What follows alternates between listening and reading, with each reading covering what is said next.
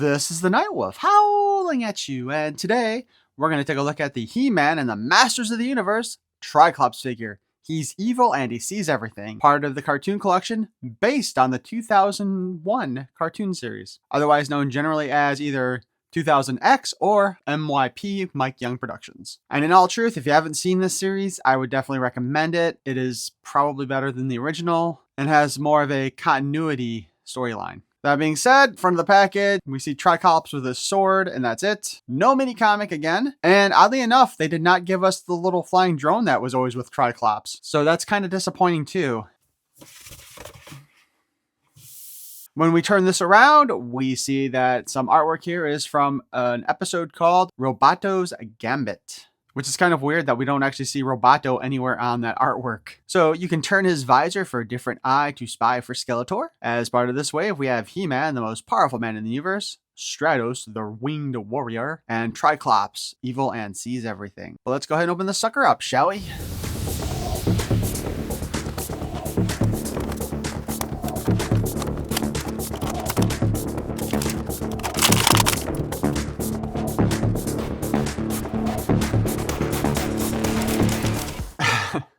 As per usual, we have the little paper thingy with the information, and I really tore into this sucker when I cut that apart. Not that this really matters too much.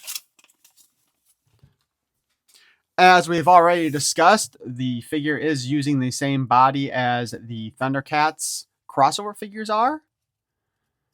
I have no idea why these two little things are here on his knees. Maybe it has something to do with his costume in this series, and I just missed it. I don't know. Maybe for my next round of reviews, I should actually go ahead and watch a couple episodes with the figure, with the character in it, so I can have a better comparison to make. But yeah, these little knee pad things are kind of creepy, stuck to his knees like that, and they don't seem to be evenly on there.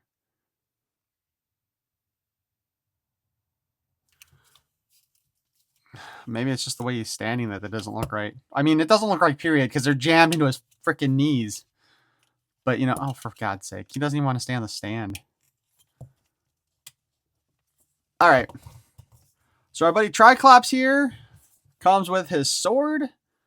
It's loosely based on the original toy sword. A little bit more stylized. He does not have a spot on his back to hold it, which is stupid because I don't know why they didn't bother with that. Even if he doesn't wear it in the show, there's still no reason not to have a spot for it. You know what I mean? We've got his head sculpt here. He looks kind of pissed off. You can't see it from here, but when I look at it this way with the way the shadow hits it, it looks like he's got a pig nose. There's the side. Then, of course, you can turn his head gear here to give you different eyes. Unlike the previous Triclopses that they've put out, the eyes aren't that much different from each other. It's just a different paint job. Like, yeah, like even the quote eyebrows are the same, where like on the original Triclops, the eyebrows were a bit different, and even a couple of the eyes were. And of course, the cartoon collection, they had different shapes altogether. Let's talk about his articulation, though. We already saw that his eyes spin. His head can move back and forth, spin around. The design of the head does kind of interfere with the harness. Or I guess technically that'd be the harness interferes with the spin of the head. But he can look up and down because that is a ball joint. He's got the shoulder pauldrons here. And while it is kind of a loose plastic, just watching me do that right there, you can see where we have gotten some fatigue already in the plastic. So we can lift his arm up. There's the fatigue some more. Lift it down. Lift it down. Push it down. Forward about that far and back about that far because of, again, the shoulder pauldrons get in the way. Of course, I don't have the 2000X version of this figure, but I'm guessing if I did that, maybe those pauldrons were built onto his arms. So we can only do that much of a spin there. We do have like a little better than 90 on the elbow, which is a single joint. His right hand, much like He-Man's, has the up and down articulation. So he could hold his magic sword of Loft if he could raise his arm up all the way. The other wrist has the in and out articulation, though. You know, I wonder if his skin tone is the same as He-Man's. Maybe I should switch out his arms so that my He-Man doesn't have fatigued fingers. We do have a spin at the waist. Pull that off. He does have the standard Origins diaper. I don't know why they didn't bother using the Thundercats version if they were going to, do this anyway. That probably also would have added a little bit more height to the figures. And surprisingly, his belt here is actually two different plastics. We got the green rubbery plastic here and the black rubbery plastic. I would have expected this to just have been painted, but it's not. With that being said, now we can kick his legs forward about that far and back that far. His skirt piece is obviously designed to allow his legs to move as much as they can, which again isn't much. We still have the legs that can be pulled off. Knee bends, I would say that's less than 90 to be honest. Since it does have a ball joint, you can spin it that way. Same with the elbow, by the way. I think I missed that. And the boot cut. And the hinge at the foot, which his foot is moving more than He-Man's did for that hinge, and we can spin that around. Now, he does have a different boot design than the He-Man did also. I think these are also shorter boots. You know what? I'm going to have to grab He-Man for a quick comparison size-wise here. Yeah, He-Man is definitely taller than Tri-Klops, and it's all in the boots here. It's all in the boots. But yeah, I guess He-Man was taller than most other characters in the show as well, so that's not a bad way to do it, is just by giving him the extra distance in the leg area. Also, Triclops did look like he was more pale. That being said, we have our original Origins Triclops, same height, and our cartoon collection Filmation style Triclops. And you know what? I don't think the Filmation, I can't remember what the Filmation Triclops came with, but it didn't come with a sword. But this is what I was talking about with the eyes, right? So you got the red eye, angry eye there. Oh, his whole head's spinning. You have the blue eye, the eyebrows are straight across. And you have another red eye with a single unibrow. But yeah, you can tell that one's angrier.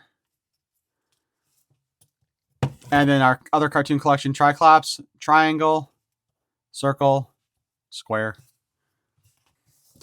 And of course, since I didn't do it yet, and oh my gosh.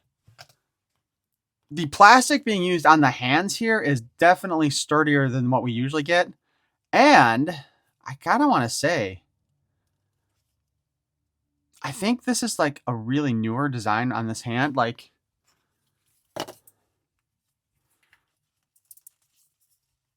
I mean, it looks like they're all using the same left hand here.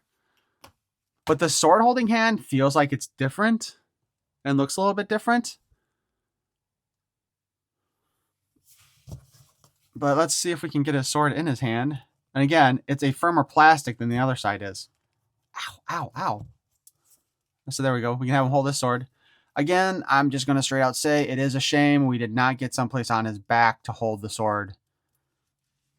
So now the question may be, how do we feel about our 2000X version of Triclops here? And I definitely like him as a figure. To a certain extent, though, I would admit that I think I would have liked to have seen the 2000X figures done in the Masterverse series more so than the Origins series of figures, just because of the additional articulation. Aside from the fact that they've been, whatever reason, removing the extra elbow articulation and bicep articulation from the female figures. And when you consider how many of those parts are being reused anyway, it's not like it's going to cost them a whole lot more to do it. But that is super disappointing, and let's just go with it. I think it's sexist. Let's just go ahead and throw that catchphrase in there. Mattel is sexist when it comes to their female figures, all because they don't want to add the additional articulation into them. Because frankly, I think they need to go back to having a more female body type here too. which is also when all the women are basically B cups and below. I think you're also being very sexist there because, to be honest, while B may be average, there's quite a few C's and D's out there, and you don't see that reflected in any of the toy lines from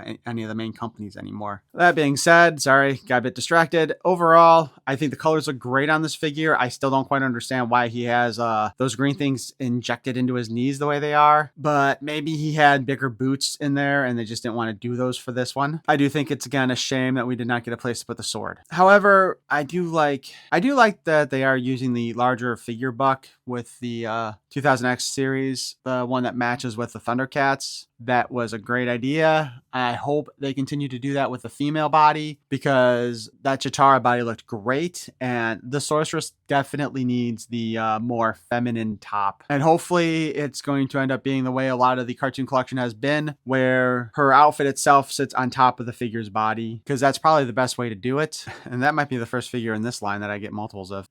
Because again, I really have been wanting the 2000X Sorceress. Again, I'm going on a bit of a tangent, mostly because I didn't have the 2000X Triclops to compare this to. But why don't you guys let me know what you think in the comments below about this version? And what do you think of the Cartoon Collection 2000X series so far? I mean, right now I've only got He-Man and Triclops. I'm still waiting to get Stratos. If Stratos' box had not been sliced down the middle when I saw it at the stores, I would have picked that up in a heartbeat too, but I don't want to have damaged artwork if I can avoid it. I do know the second wave of figures is already processing at Big Bad Toy Store. I will have those shipped to me as soon as their processing is done, because I definitely want to get those opened and out there, especially since we'll finally get a female buck with Evil Lynn. So again, like I said, just let me know what you guys think of these figures in the comments below, and if you enjoyed this review, please feel free to like that smash button, and if you want to see more of my nonsense in the future, feel free to subscribe. I would certainly appreciate it. I thank you for watching. Peace and love.